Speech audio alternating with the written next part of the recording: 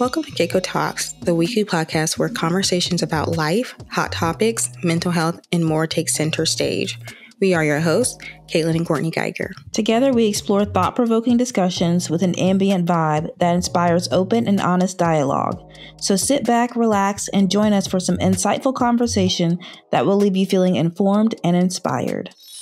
Here's part 2 of our discussion on love and marriage.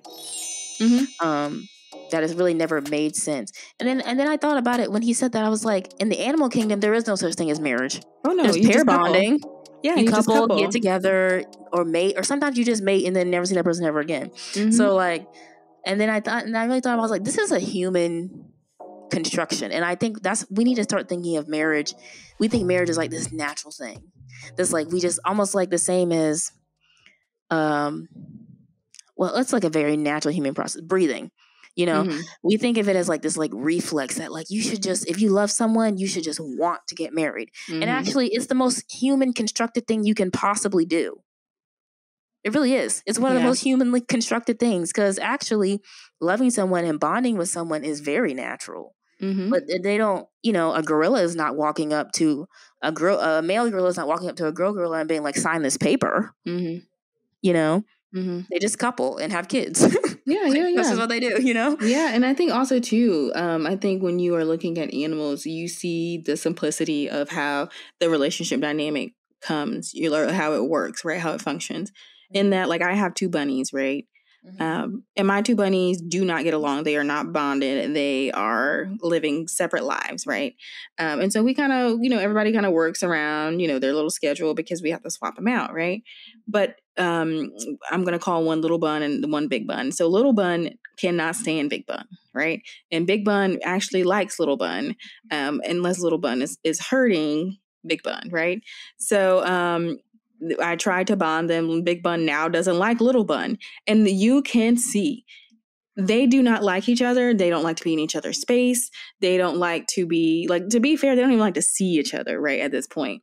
And they make that clear. Nobody is asking anybody to change in that or to be something that they are not in that dynamic. You get what you get, you know? Big Bun does not like Little Bun, and Little Bun does not like Big Bun. And that just has to work because they both live here. And, you know, obviously as their caretaker, like, you know, I'm working around for them, right? But in the world, if they were out in the wild, they would fight. Somebody gets to land and the other goes on about their business, period. You're not trying to make Ozzy, or Little Bun is not trying to make Big Bun like him, and vice versa. That's not how that works. Disclaimer, Auntie loves both Big and Little Bun. Yes, we love both of them for very different reasons. They're very, personality-wise, they're the complete opposites. And so it makes sense on why it will not work. And even like it's kind of like a marriage. And like I was really gung-ho on, they have to be bonded. And part of that was because it makes my life easier, but it's not going to work. Like I cannot force this idea or make them try to be something that they are not. And I feel like that's what a lot of people are doing when they're getting married. I think that's a good example. Actually, I didn't bring that up, but like you would be kind of like greater society, right? Like you're kind of, you're the master this is maneuvering. This is what you should do. This is what, and this would actually make it really easy for me because then I could just open the gate one time. I don't have to separate you guys out and do all this stuff, right? But like then you see the actual in practice trying to make these people get together or like force this type of arrangement for them was what? It was just like chaos and fighting because it's not natural to them. Yeah, exactly. And even in that, they have a natural like pecking order, if you will, for the dynamics like rabbits have when they're bonded. One has to submit to the other. Like one has to be the one who is going to run the relationship dynamic, right? So I fully acknowledge that, right? But the problem is I have 2 that want to run the relationship, and that in some respect that will never work. Like somebody has to be willing to be the dominant and submissive at different times, right? And I think that's another reason of a breakdown in relationships is you have to know when to be the dominant or the submissive in certain ways. Because I mean, when you're in something like that and you're trying to work together, you can't both be on your own we can't both be the head lion of the pack. We just both can't, we'll be fighting all the time. And everybody, I think, has different like skill sets too. So like some people might not really be male or female or whoever.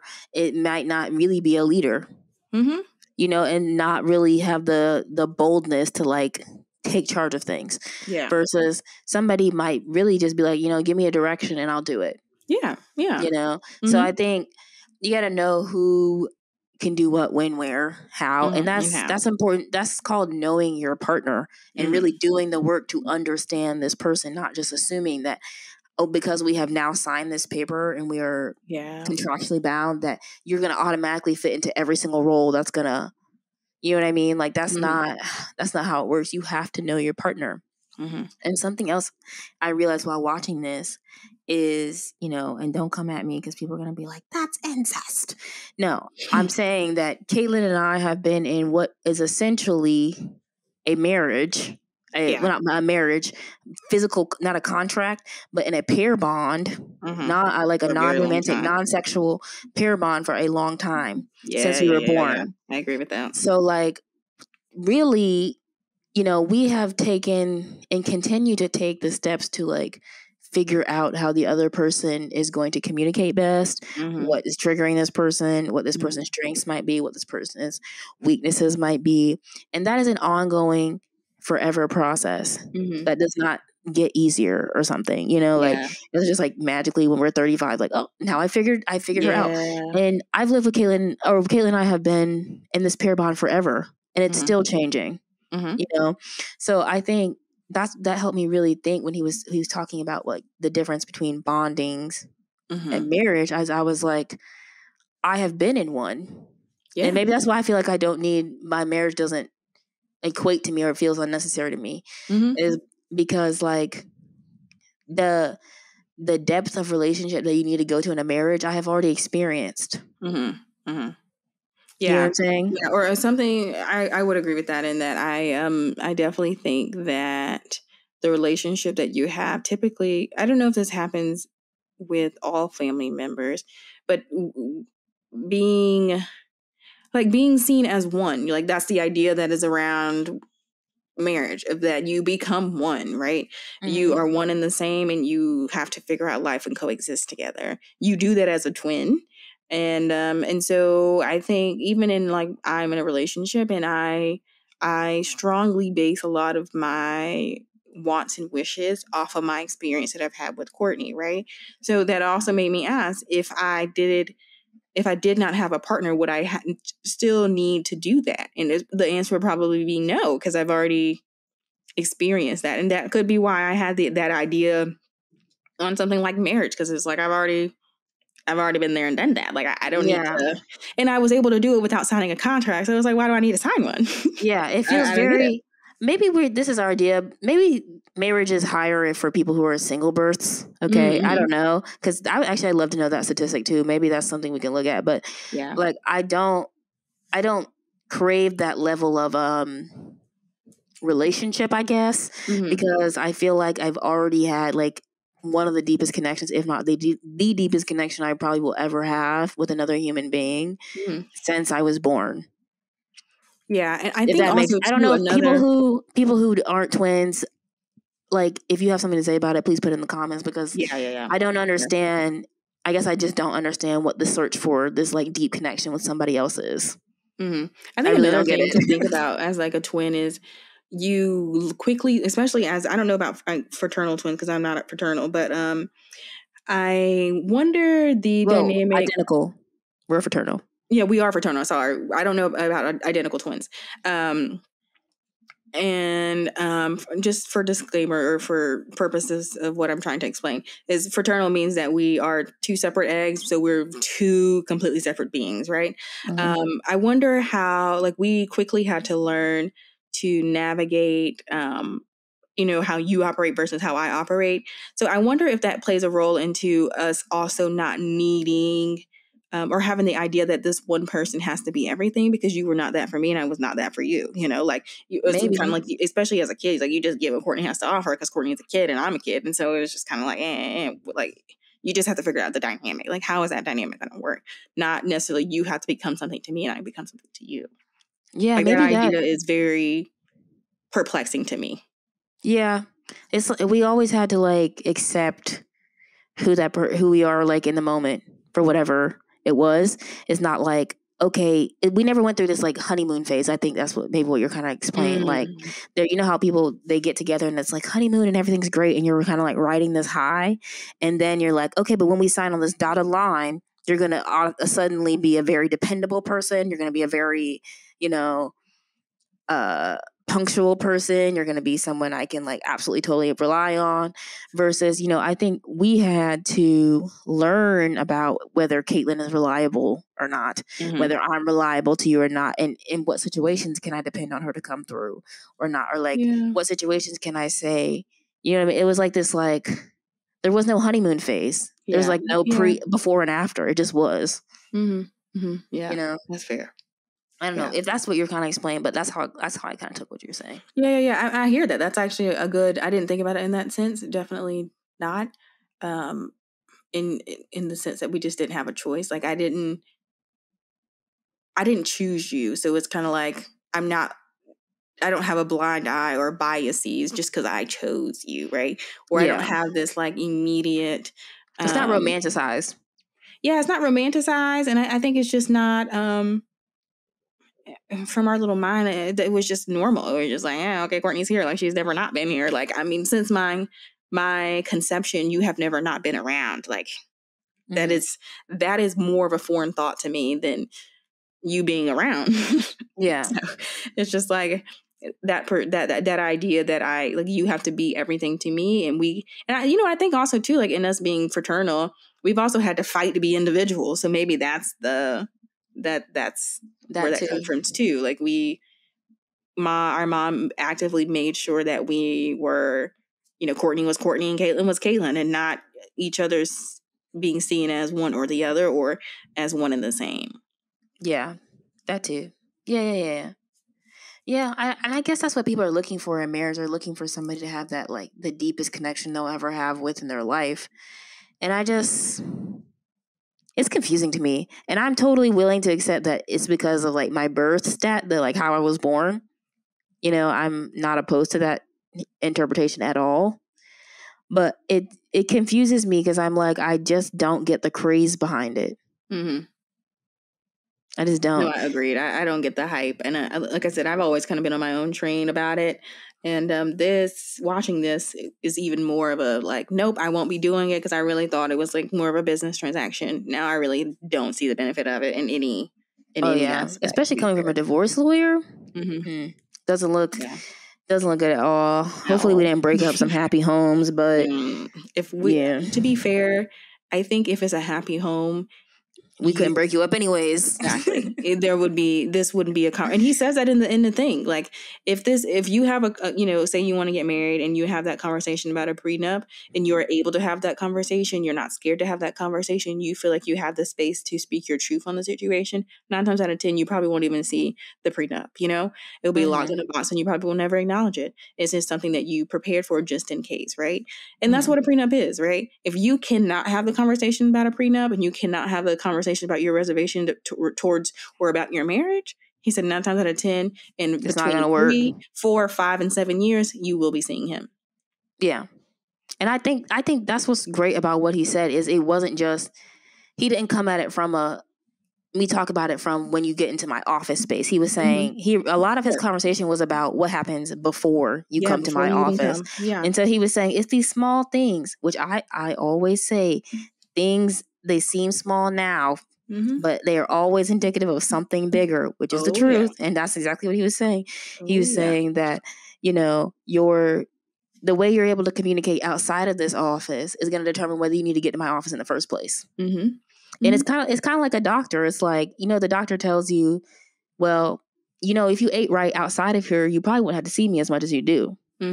It's that sort of thing. You know what I mean? Or the dentist being like, well, if you brush every day and floss every day, and you really take care of your teeth, your 6-month checkup might be all you need. Exactly. And we don't have to do a root canal. Yeah, exactly. And by the time you get to me, he was saying in relation to the doctor, by the time you get to her with a toothache, the damage is done. She's like, there's nothing I can really there's nothing I can do for you. besides remove the tooth. Or root canal. Yeah.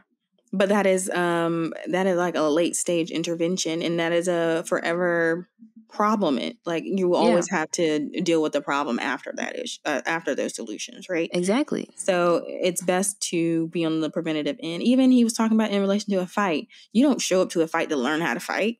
Yeah. You prepare before you get to the fight.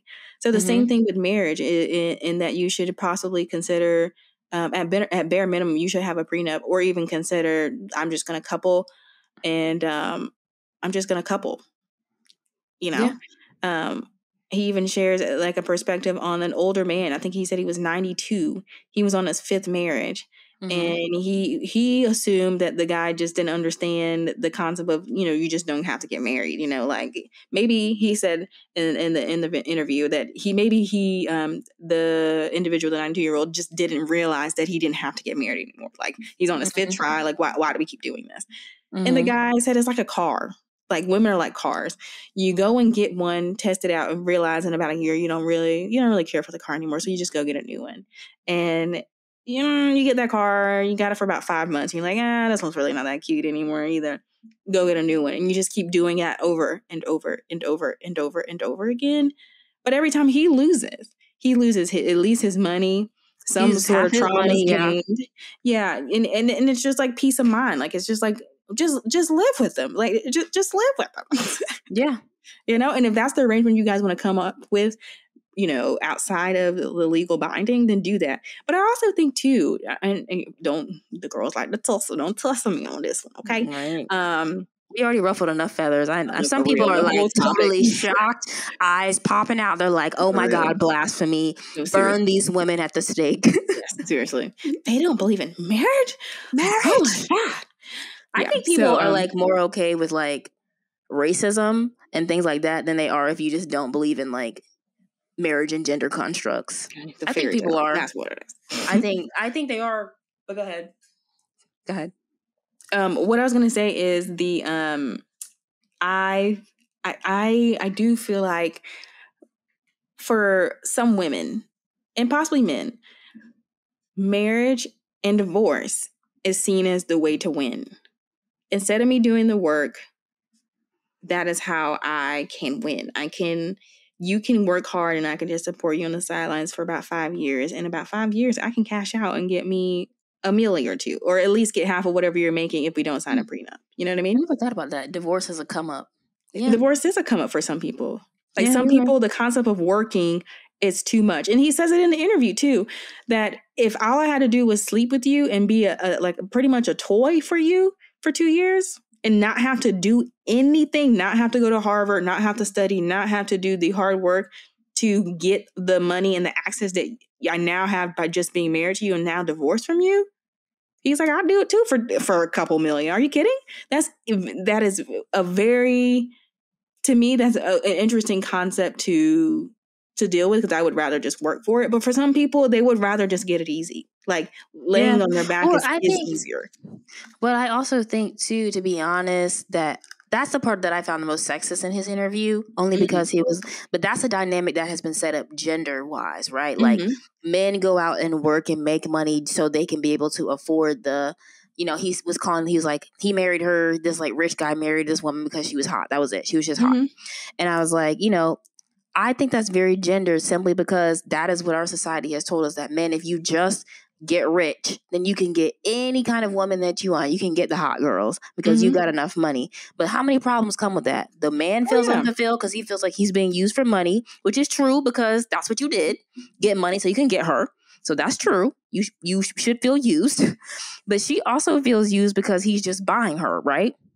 Yeah, but who's to say she's not going into it with that mindset to begin with? Because let's be honest, very well could. Both of them are going into it from a manipulative angle, because you're manipulating money and your lifestyle to even get somebody, because you want access to this hot woman for status, correct? Yep, and you want she's manipulating you right back to get the access to the lifestyle that she might not have had otherwise. So I think people are playing into gender dynamics and manipulating gender dynamics and then coming out feeling unfulfilled and then blaming the other person when you also stepped into a manipulative situation. Yeah, no, I 100% agree. Yeah. You both went into the intent of how am I going to, and it may not be this clear. Yeah, how am I going to benefit? That's what you were thinking. And that does not equal a marriage, to be fair. And to be fair, I understand the gender roles, but to be fair, I also think that a lot of times in today's world, people see people as opportunities, period. And I'm not, this is beyond gender roles now. People see people as opportunities, not how can I experience you and be a better person, maybe by being around you. What can I learn from you? And even in that is a little bit of a how can I benefit you, but more in a pure, like light, right? It's just not as rooted in like me getting over on you. But I think that it is,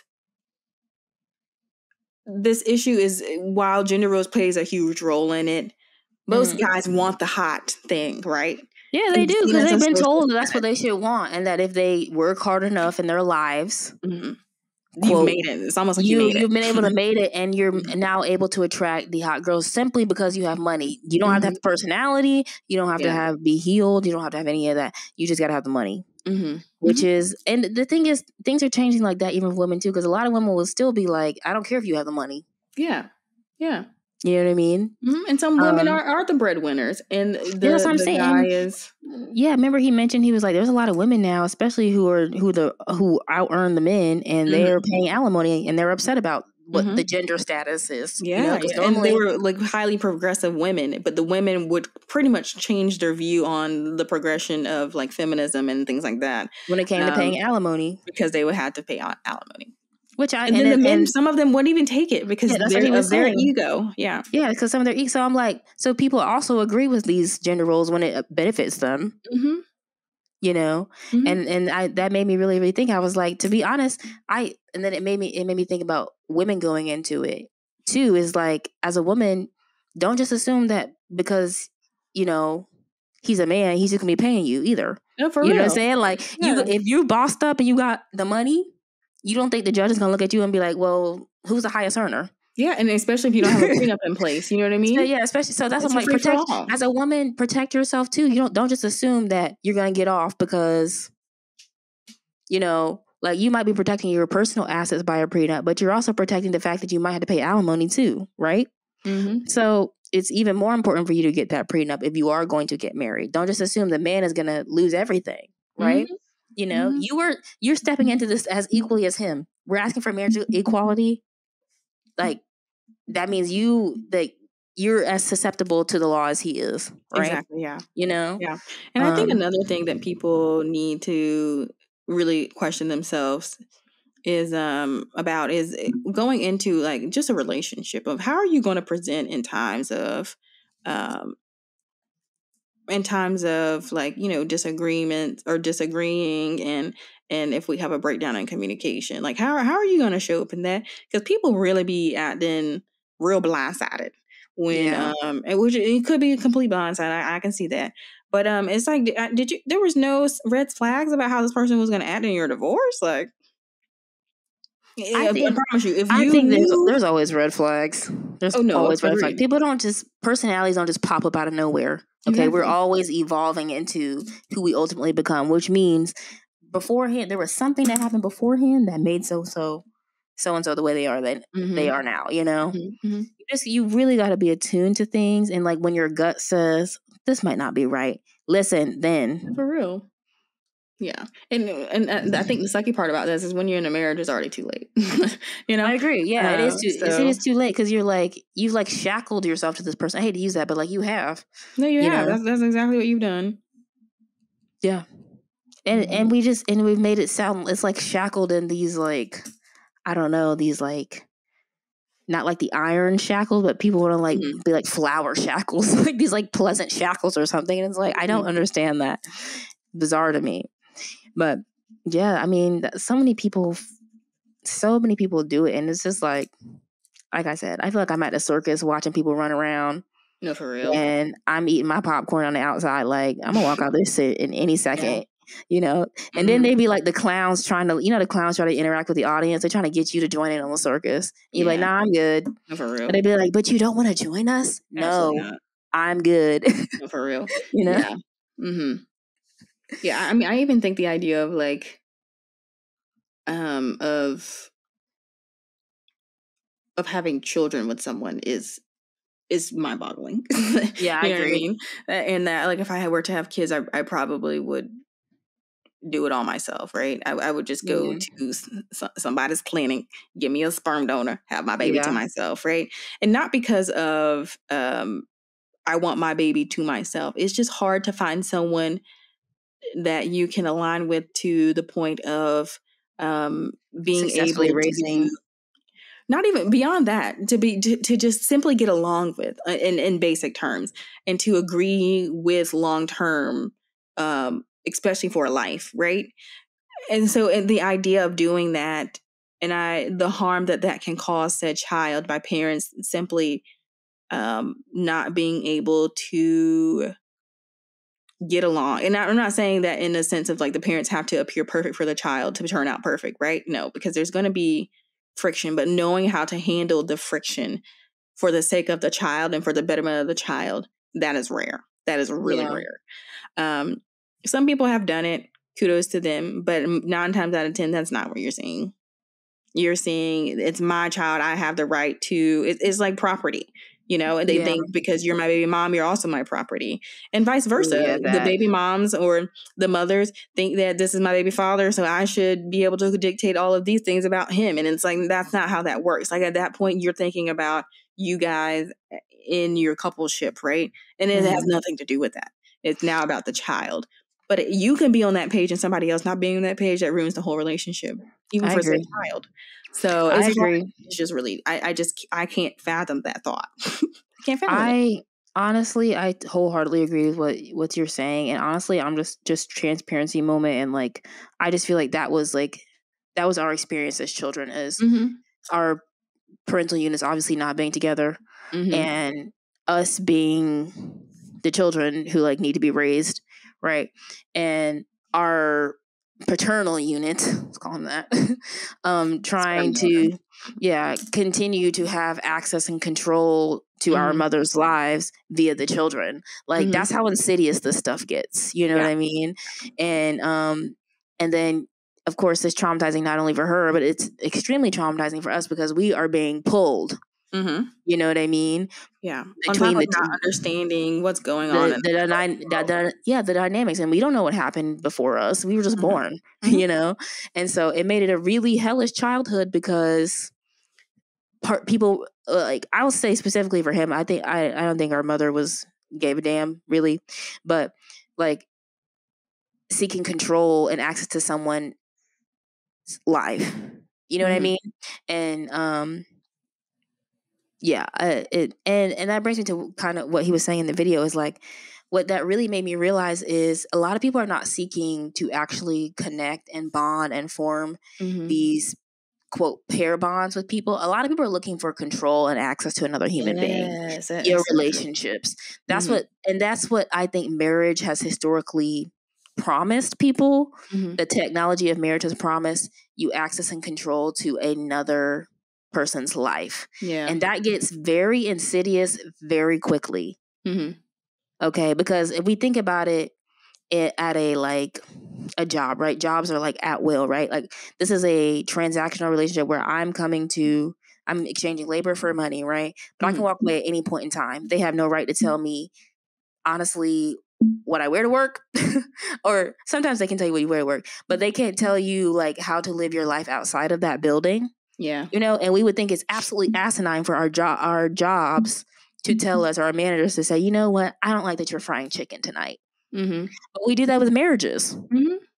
You know, and it's like this really weird way of like people want to have access to another human being and to tell them what to do, and it's very odd. I do not see relationships like that at all.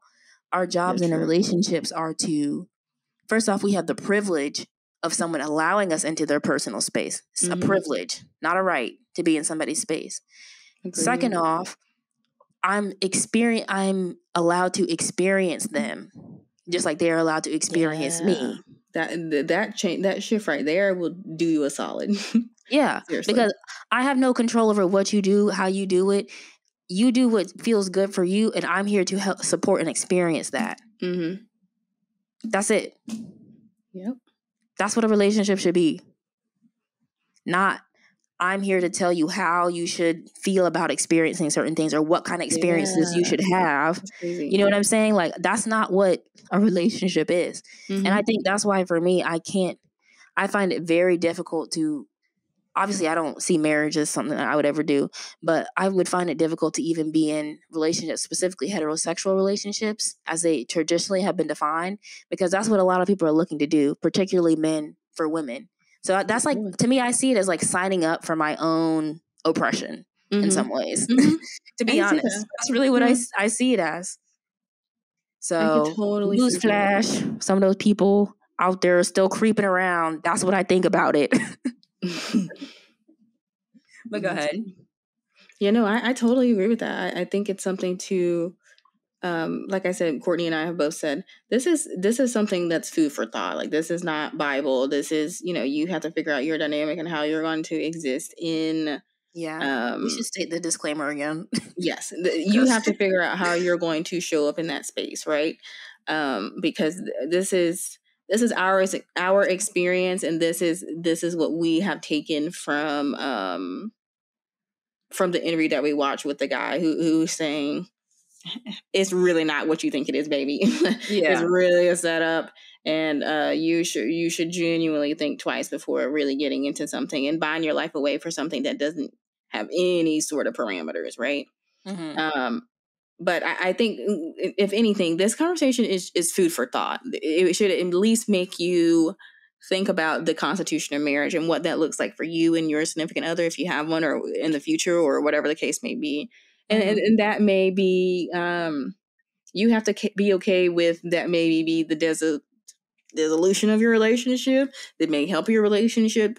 This may just mean that you just need to stay with, pairing and coupling and things like that.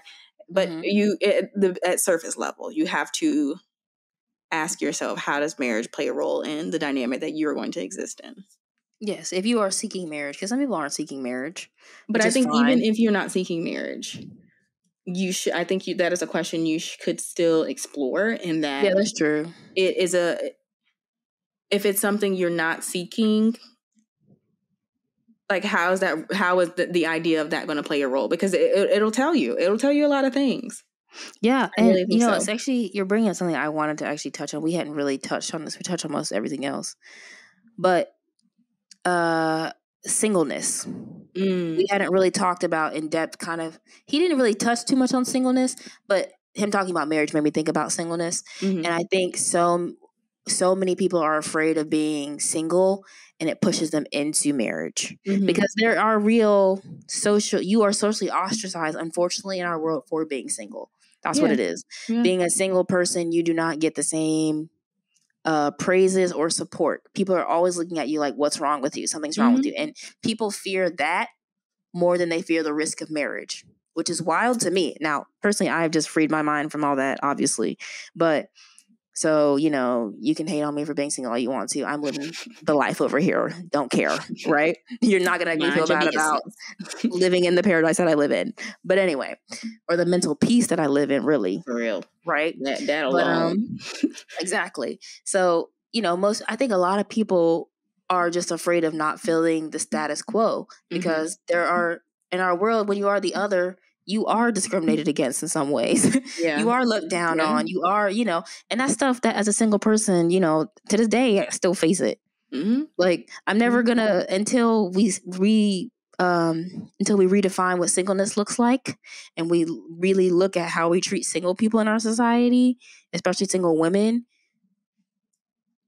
I'm going to basically be discriminated against in some ways, or at least spoken down to or questioned or whatever, looked at as the other or weird, But so I think people fear that, and maybe they don't necessarily want to be in the relationship with this person, or they don't want to be married, but because they fear that ostracization, they fit the status quo and then hurt themselves more.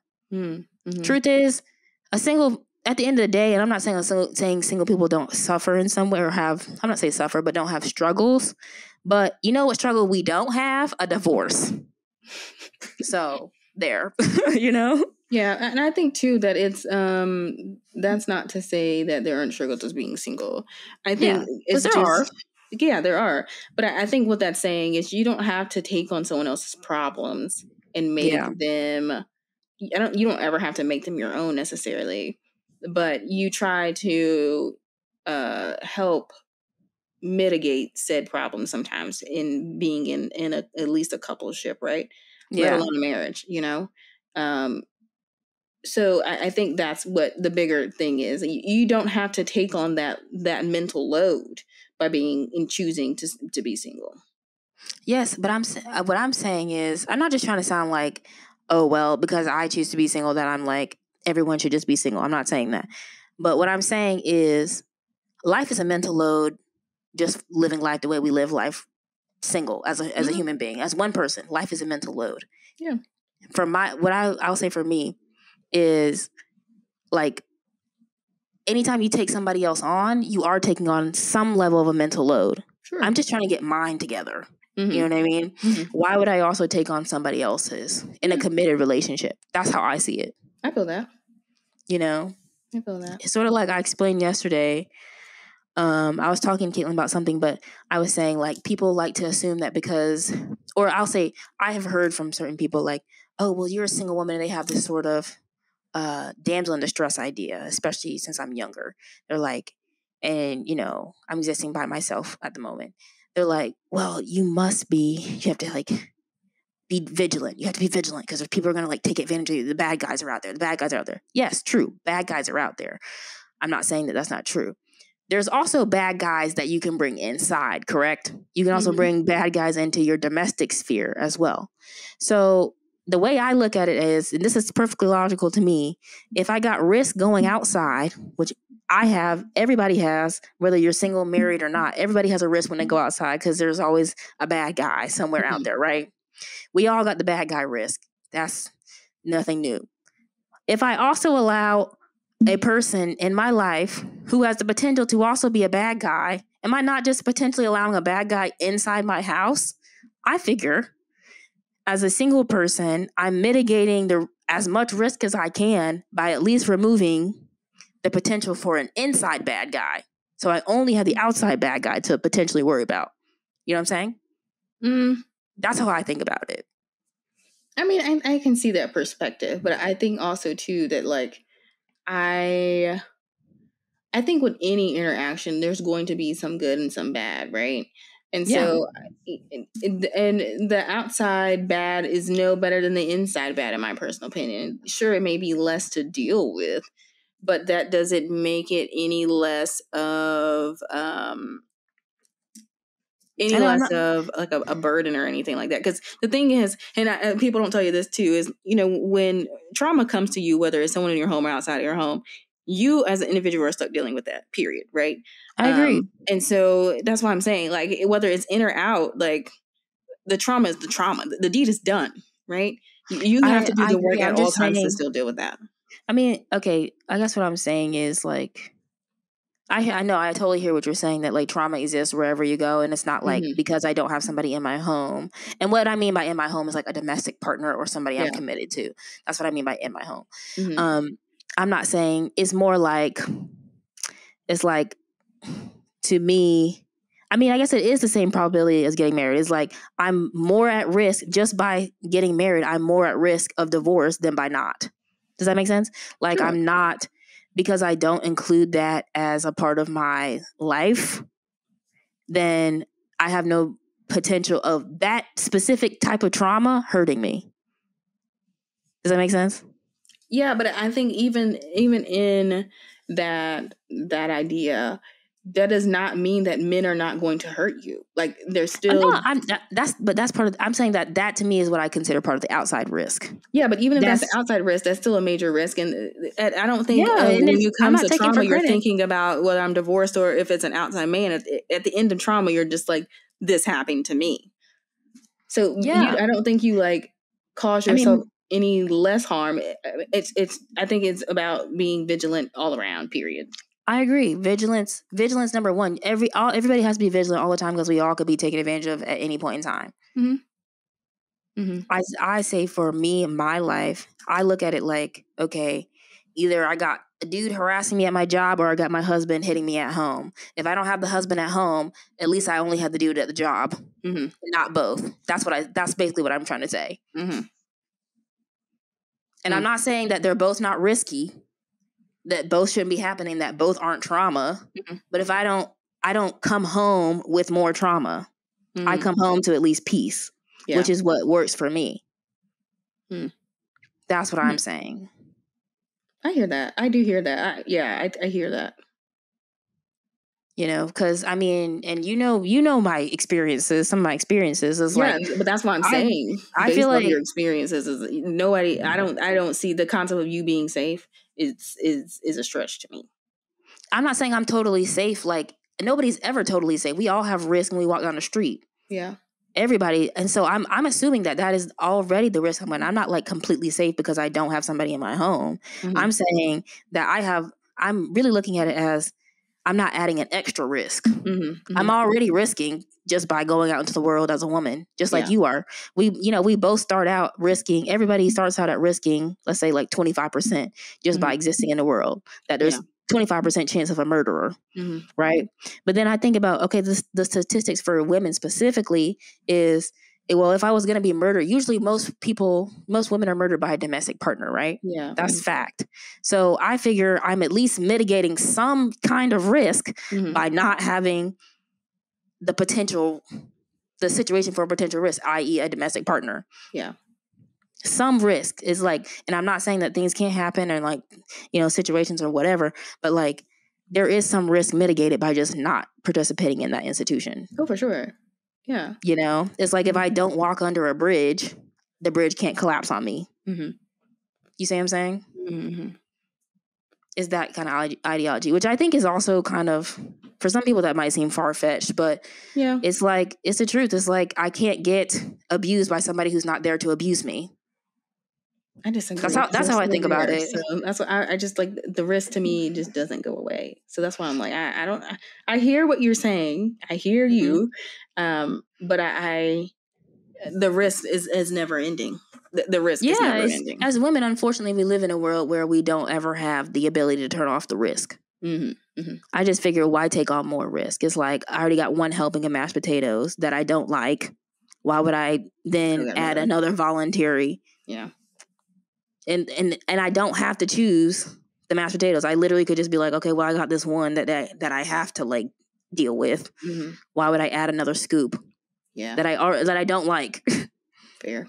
That's what I think about it, Yeah, I think. And some people will just call me bitter and like, you just like don't like men or you just can't find a man. Believe me, they try to find me. Okay, all right. So it's not that. I'm just kidding, but no, it's like I just look at it as cost. It's like cost benefit analysis in my mind. Mm-hmm.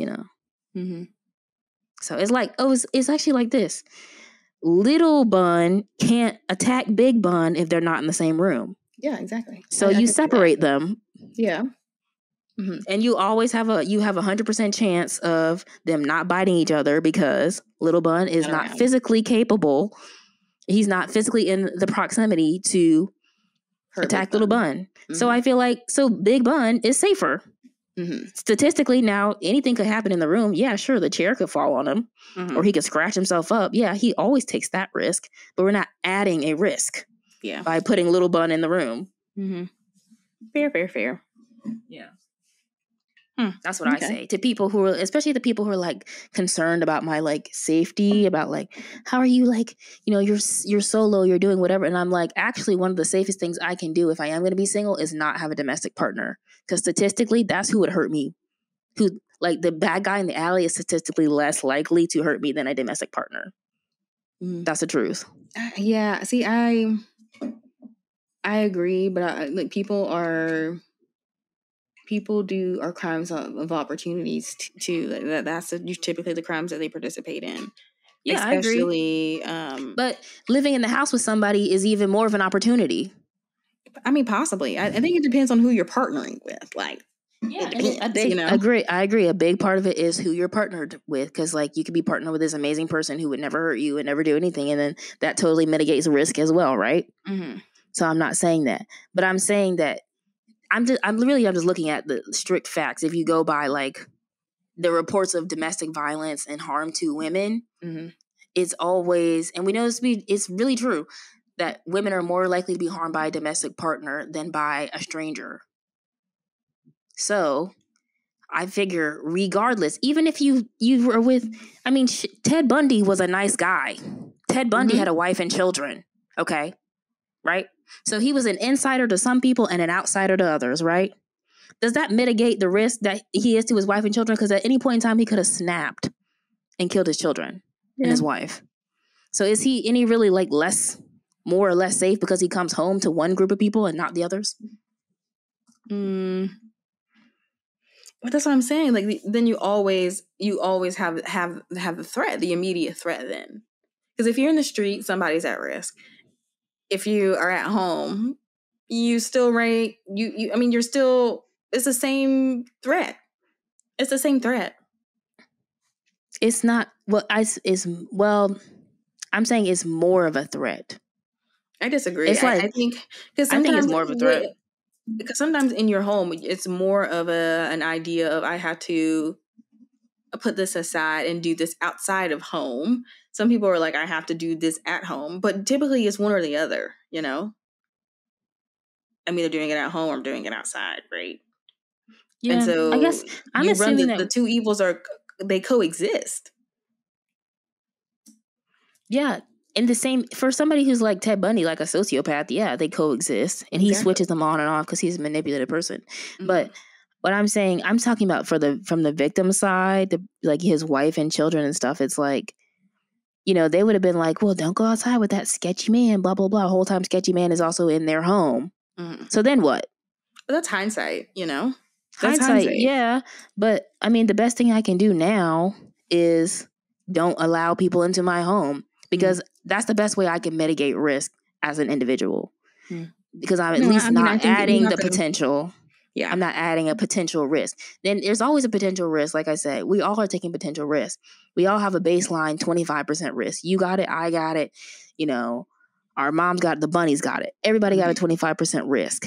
Yeah. But if every individual who comes into your life adds a 10% risk, I'm removing the individual so that I only have my 25. That's all I'm saying. I mean, no, I hear that. I don't think there is a removing the 10%. That's what I'm saying.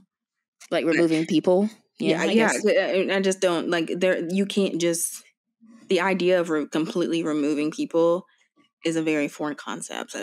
There is no way to do that. At bare minimum, you're running into at least a stranger, right? And if you are a criminal opportunity, then you seeing you on the street versus their wife on the street, it doesn't matter. It doesn't matter. Yeah, I consider that as part of outside risk, though. That's what I'm saying. I mean, even if it's outside risk, I don't think there is. I personally don't understand the construct of inside versus outside risk. The risk is a risk. It's a risk. Period. Right. In that, it's really it's almost like something. It's like a gender thing. Period. You know, men equal somewhat of a risk, a 50% risk, bare minimum. So that's what I'm saying. Inside or outside, it don't matter. It don't matter. Yeah, you're just. And I mean, there's some stuff I can't control. Like I can't control certain interactions with men. Yes, I agree. The thing is, none of us can. None of us can. The only thing I can control is who comes in and out of my door. Mm-hmm. That's what I'm saying. And sometimes you're just controlling what you can control, basically. Yeah, I'm saying what I can control, and the best thing I can mitigate to me is I'm not letting you in my door. Yeah, I hear that. That's what I'm saying. Is like the risk goes up exponentially when you are inside my home. Mm-hmm. So you can't come in my home. And yeah, I hear that. That's all I'm saying. And that's what you do too. You're in a partnership, but you don't let random men in your home. No, you don't. We all mitigate certain risks. Because I already been scammed and bamboozled. No, I'm just kidding. Exactly. Like we all do that all the time. I just I think people call it out more when you're a single young woman because they assume like you have this danger, this looming bad man over you at all times. And it's like, actually, statistically, I'm just more likely if the man is coming into my home, he is more likely to harm me.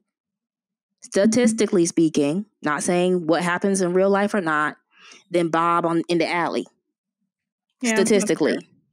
That's all I'm saying. So I just don't allow people in and out of my home. That's all I'm saying. Fair.